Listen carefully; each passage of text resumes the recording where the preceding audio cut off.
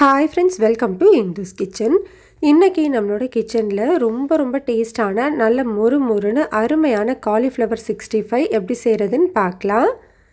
இதை செய்யறதுக்காக நான் இன்னைக்கு கிட்டத்தட்ட ஒரு 400 கிராம் அளவு காலிஃப்ளவரை தண்ணியில நல்லா கழுவிட்டு இதில் கொஞ்சமாக கல்லுப்பு மஞ்சள் தூள் சேர்த்து மிக்ஸ் பண்ணி வச்சுருக்கேன்.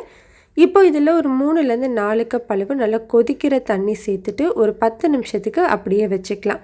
நம்ம ஸ்டவ்வில் வச்சு ஹீட் பண்ணணும்னு கிடையாது. நல்லா கொதிக்கிற தண்ணியை இது மேலே ஊற்றிட்டோம்னாலே போதும்.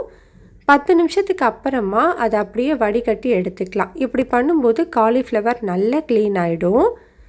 இப்போ இது கூட அரை கப் அளவு அரிசி மாவு அப்படி இல்லைன்னா கார்ன்ஃப்ளவர் மாவு நீங்கள் சேர்த்துக்கலாம். நான் இன்றைக்கி அரை கப் அளவு பச்சரிசி மாவு தான் சேர்த்துருக்கேன். இது கூட ஒரு 1/4 கப் அளவு கடலை மாவு சேர்த்துக்கலாம்.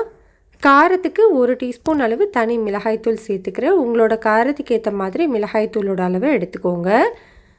கூடவே ஒரு அரை டீஸ்பூன் அளவு காஷ்மீரி மிளகாய்த்தூள் சேர்த்துருக்கேன். இது கலருக்காக தான், விருப்பம் இருந்தால் சேர்த்துக்கலாம், இல்லைன்னா ஸ்கிப் பண்ணிக்கலாம்.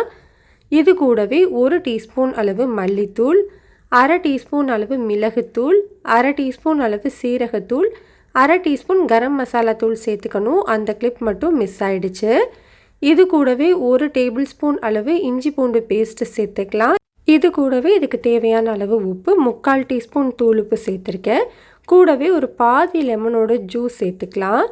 இப்போ இது எல்லாத்தையுமே ஃபஸ்ட்டு தண்ணி எதுவுமே சேர்க்காமல் மிக்ஸ் பண்ணிக்கோங்க. அதுக்கப்புறமா கொஞ்சமாக தண்ணி தெளித்து மாவை இந்த மாதிரி பிசைஞ்சு எடுத்துக்கணும். அந்த காலிஃப்ளவரில் மசாலா எல்லாமே இந்த மாதிரி நல்லா கோட்டாக இருக்கணும்.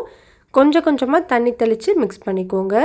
இது கூட ஒரு பிஞ்ச் அளவு ரெட் ஃபுட் கலர் சேர்த்துருக்கேன். இது ஆப்ஷனல், உங்களுக்கு விருப்பம் இருந்தால் மட்டும் சேர்த்துக்கோங்க.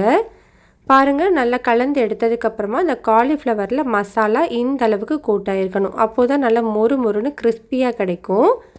இப்போ நம்ம உடனே பொரிச்சிடலாம். கடாயில் எண்ணெய் சூடுபடுத்திட்டு நம்ம ரெடி பண்ணி வச்சுருக்கிற காலிஃப்ளவரை உள்ளே வச்சுக்கலாம்.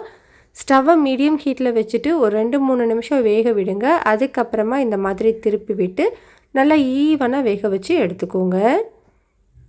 அப்பப்போ திருப்பி விட்டுட்டே இருந்தோம் அப்படின்னா எல்லா சைடுமே நல்லா ஈவனாக வெந்து வரும். இப்போ நமக்கு சூப்பராக வெந்து வந்துருச்சு. அருமையான காலிஃப்ளவர் 65 ரெடி ஆகிடுச்சு. கட்டாயம் இந்த மெத்தடில் நீங்கள் ட்ரை பண்ணி பாருங்கள். உங்களுக்கு ஹோட்டல்லலாம் கிடைக்கிற மாதிரி அதே டேஸ்ட்டில் நல்லா மொறுன்னு அருமையாக இருக்கும். இந்த ரெசிபி உங்களுக்கு பிடிச்சிருந்ததுன்னா லைக் பண்ணி ஷேர் பண்ணி இந்துஸ் கிச்சனை சப்ஸ்கிரைப் பண்ணிக்கோங்க.